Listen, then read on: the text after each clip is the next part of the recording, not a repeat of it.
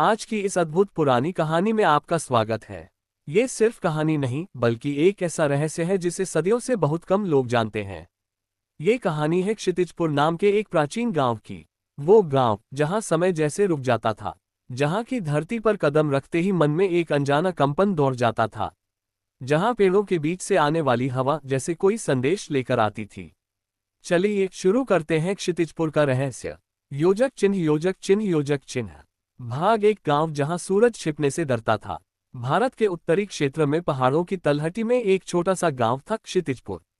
ये गांव सुंदर भी था और अजीब भी। अजीब इसलिए क्योंकि वहां एक अनोखा नियम था। सूरज ढलने के बाद कोई अपने घर से बाहर नहीं निकलता। ये नियम इतना पुराना था कि शायद गांव का कोई भी व्यक्ति ये तक नहीं जानता था कि इसकी शुरुआत कब और क्यों हुई। बस इतना पता था कि जो इस नियम को तोड़ता है वह कभी वापस नहीं लौटता। गांव वालों का मानना था कि रात होते ही पहाड़ी जंगलों से अलौकिक शक्तियां बाहर निकलती हैं।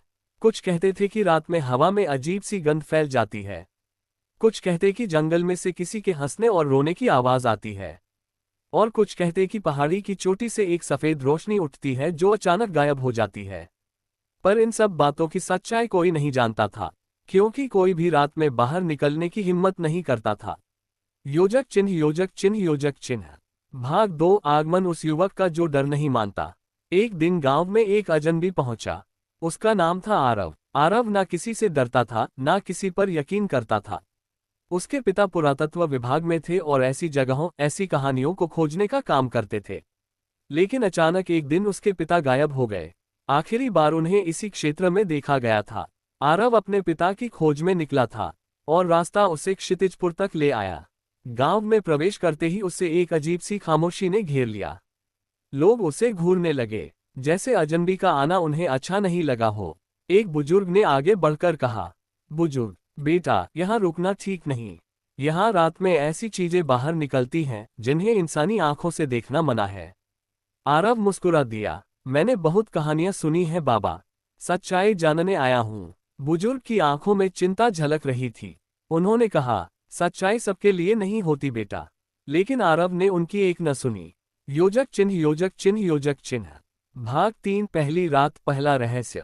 रात का समय था। गांव के सारे घरों के दरवाजे बंद हो चुके थे।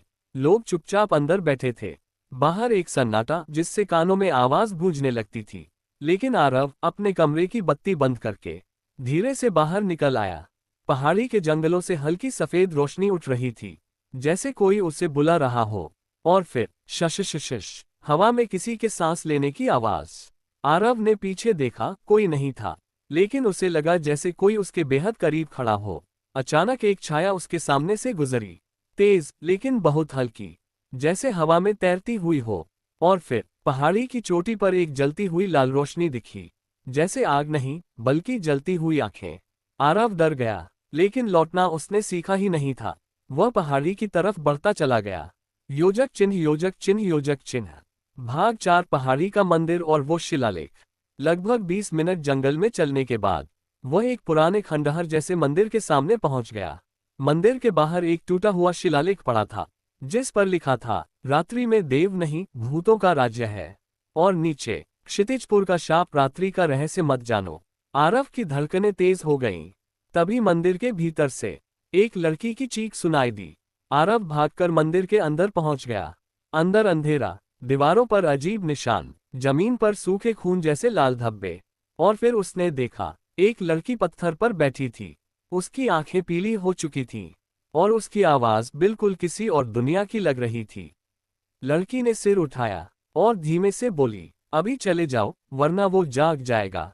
आरव बोला, कौन कौन जाग जाएगा? लड़की कांपते हुए बोली, क्षितिजपुर का रक्षक, जो अब रक्षक नहीं शापित दानव बन चुका है। योजक चिन्ह योजक चिन्ह योजक चिन्ह। भाग 5 500 साल पुराना रहस्य। लड़की की बातों से कहानी खुलने लगी। सदियों पहले ये जगह एक अत्यंत शक्तिशाली संत ऋषि कृपालनंद की तपस्थली थी। उनकी शक्ति इतनी थी कि देवता भी उनसे मार्गदर्शन लेने आते थे। लेकिन उनके एक शिष्य ने उनकी शक्तियों को चुराने की कोशिश की। उसका नाम था तक्षक। तक्षक ने रात में पूजा स्थल को अपवित्र किया। उसने मंत्रों को उल्टा पढ़ा और उसी रात प्रकृति में हलचल मच गई। ऋषि ने उसे रोकने की कोशिश की, लेकिन तक्षक मंत्रों के प्रभाव से एक भयानक दानव में बदल गया। उस दिन से क्षितिजपुर पर रात्रि का शाप लग गया। इस शाप से सूरज ढलते ही दानव की शक्ति बढ़ जाती। तक्षक इंसानों की आत्माएं चूसता और जो भी रात में बाहर निकलता वो उसका शिकार बन जाता।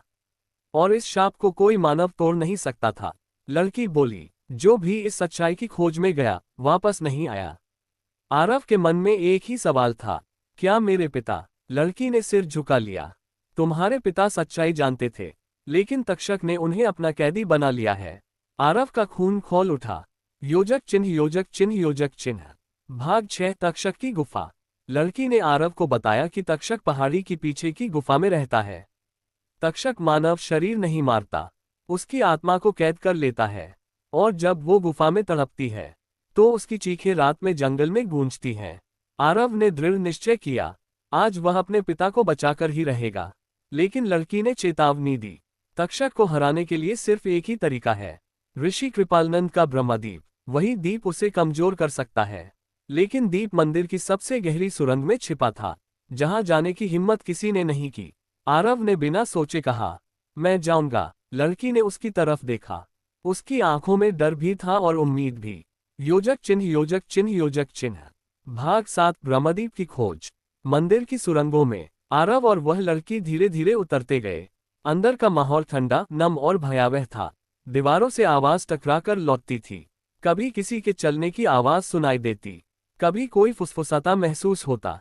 सुरंग के अंत में एक अत्यंत प्राचीन दीप पड़ा था, जिसकी लौ सदियों से खुद ब खुद जल रही थी। लड़की बोली, बस यही है ब्रह्मदीप, इसे दानव तक्षक छू भी नहीं सकता। आरव ने दीप उठाया, और जैसे ही वह मुड़ा, सुरंग का रास्ता खुद ब खुद बंद हो गया। योजक चिन्ह, योजक चिन्ह, योजक चिन्ह। भाग 8, तक्षक का महागर्जन।